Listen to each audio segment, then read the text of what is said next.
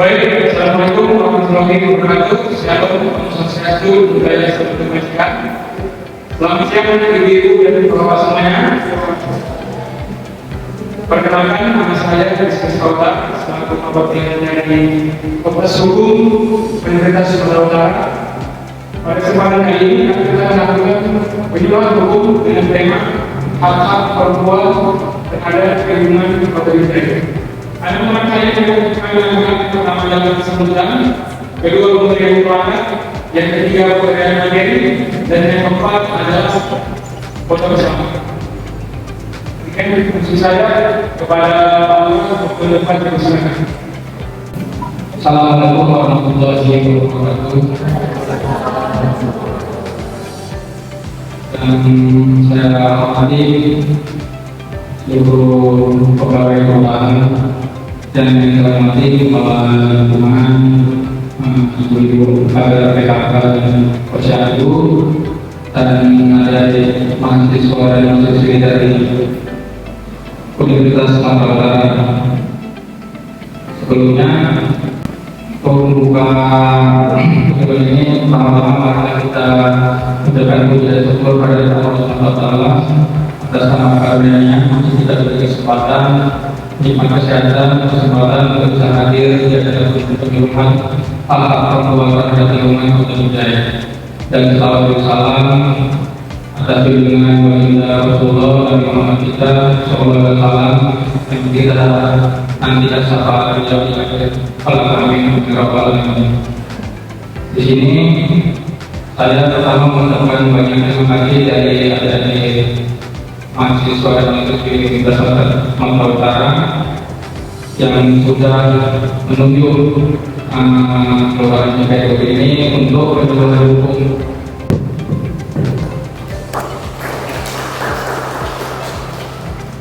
Mungkin pada yang saya sampaikan, saya tutup dengan Assalamualaikum warahmatullahi wabarakatuh.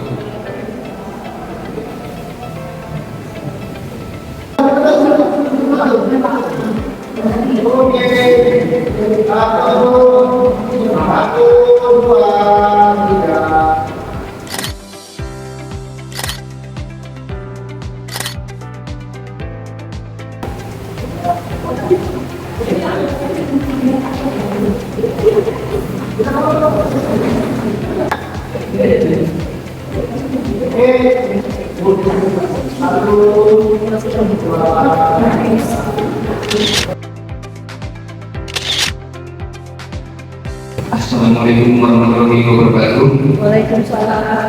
Selamat siang dan salam sejahtera kita semua. Yang terhormat Bapak Lurah serta jajaran, ibu-ibu kami yang tercinta, serta rekan-rekan panitia yang berbahagia.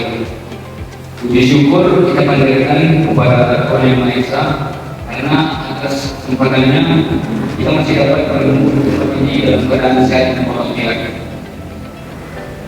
Dalam rangka mengikuti kegiatan penyuluhan hukum dengan tema hak perempuan terhadap lingkungan.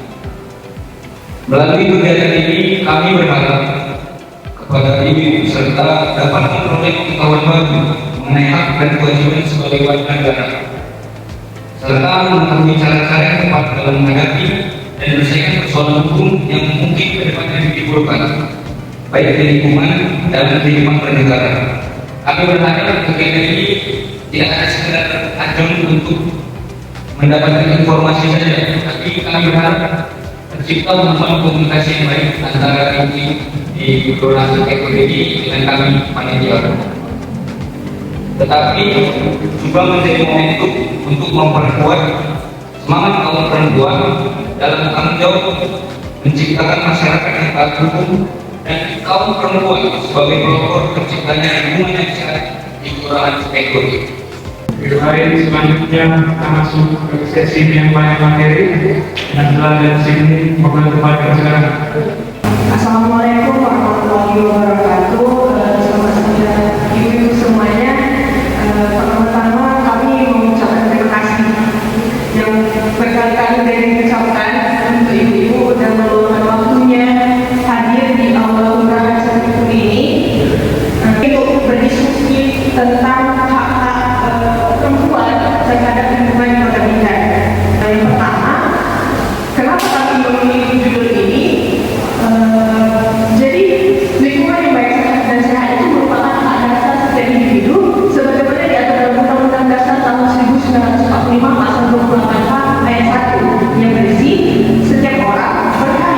secara lahir batin, bertempat tinggal, mendapatkan lingkungan hidup yang baik dan sehat, serta berhak memperoleh pelayanan kesehatan, di mana ibu-ibu merupakan salah satu dari setiap orang yang dimaksud dalam undang-undang dasar ini. Dalam realitanya, kenyataannya, pencemaran dan kurangnya kesadaran masyarakat di lingkungan, mungkin di seluruh lingkungan di Indonesia itu masih kurang, masih banyak pencemaran, masih kurang kesadaran untuk menjaga kelestarian lingkungan hidup ini. Nah, contohnya itu seperti mungkin ada tetangga-tetangganya itu masih bawa sampah sembarangan atau membakar sampah di sekitaran rumahnya. Dengan tujuannya itu yang pertama untuk membuat pengetahuan terhadap perempuan terkait hak mereka atas lingkungan yang bersih, sehat dan layak ditinggali. Lalu yang kedua, mendorong keterlibatan nyata perempuan dalam menjaga kebersihan baik di ranah rumah tangga maupun lingkungan sosial. Yang ketiga, menyediakan pembelajaran praktis mengenai pengelolaan sampah, pemanfaatan barang bekas, serta tentang pola hidup yang ramah lingkungan. Yang keempat, menumbuhkan kesadaran bersama bahwa kebersihan lingkungan itu merupakan tanggung jawab bagi semua masyarakat, khususnya di sini perempuan sebagai motor penggerak. Yang terakhir ada mengembangkan jaringan kerjasama antara perempuan dan masyarakat serta komunitas-komunitas seperti PKK di sini dan Karya Posyandu ya Pak, dan juga pemerintah kelurahan Cipinang untuk mewujudkan lingkungan yang sehat serta berkelanjutan di lingkungan Cipinang. Langsung saja hak-hak perempuan terhadap lingkungan yang sudah kami kumpulkan. Yang pertama itu ada hak atas lingkungan hidup yang bersih, baik dan sehat. Jadi, yang pertama ada kualitas udara bersih dan bebas polusi. Terus kedua, emisi kendaraan bermotor. Ibu-ibu yang atau sekitarnya yang punya kendaraan, kenapa itu masih mengeluarkan asap, itu juga termasuk pencemaran udara di lingkungan. Yang ketiga, pembuangan gas industri. Mungkin di sini ada perusahaan yang mengeluarkan gas industri itu juga termasuk pencemaran. Yang keempat, aktivitas rumah tangga seperti penggunaan bahan bakar padat, yaitu arang atau minyak tanah. Jadi udara yang bersih itu udara yang tidak tercemar oleh bahan kimia seperti karbon monoksida, sulfur dioksida, nitrogen dioksida, atau partikel debu halus. Nah, apa upayanya? Upayanya yang pertama yang bisa dilakukan oleh masyarakat itu yang pertama menanam pohon di sekitar tempat tinggal. Lalu yang kedua, mengurangi pembakaran sampah. Lalu yang ketiga, menggunakan transportasi publik atau bersepeda. Yang ketiga memiliki akses terhadap air bersih dan sanitasi. Air bersih ini kemampuan untuk memperoleh air yang layak minum dan layak pakai.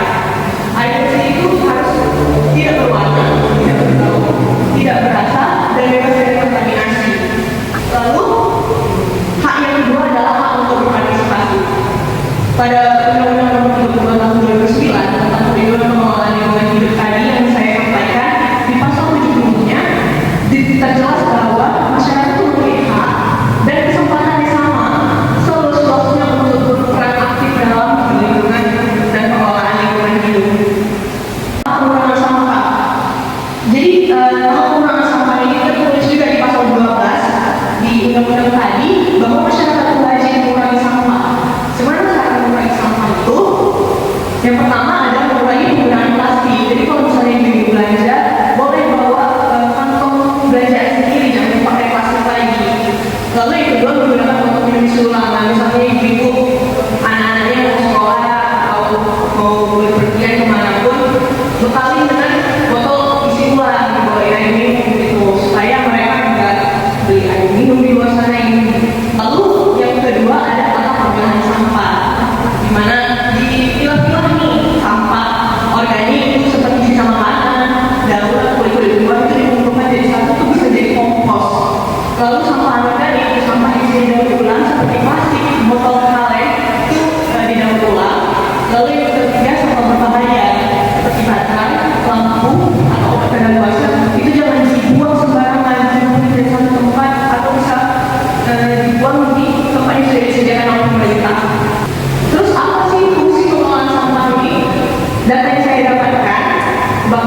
di